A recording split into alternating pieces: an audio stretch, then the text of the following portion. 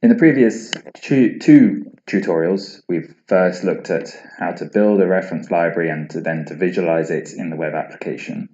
And now we're going to edit it. So by this, I mean subset the library. And in some cases, you could have quite a large library of standard patterns. And for a certain group of samples you might have in, you want to reduce it down because you know there are quite a few phases that won't be present in those samples. So this editor is a way of reducing the size of your library. So again, we'll just load the library that we've been working with so far.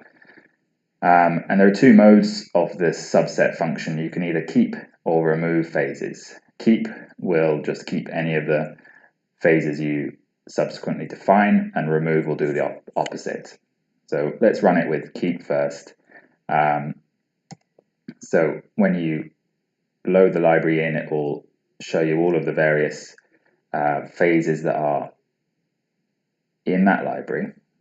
So we're going to just keep maybe 3. And if you select the wrong one, you can click on any of them, any of the selected patterns, and press delete, and it will remove it from the selection. So we will keep these 3 phases. So if we click this button, you'll see that it's rebuilt the library with only 3 patterns.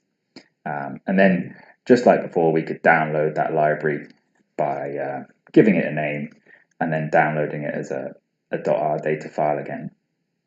If we did the opposite and chose to remove these, we can again build the library, and now we see that instead of 3 phases in the library, we now have 11 because it's removed the 3 that we've selected. And again, you can export that in .r data format. So that's just a way. There's a function that you can run with code in the powdR package, a subset function, but this is just a way of making it a bit easier in selecting patterns for more user-friendly nature. And now we've manipulated and viewed various features of the reference library, we can move on to using it to quantify some samples.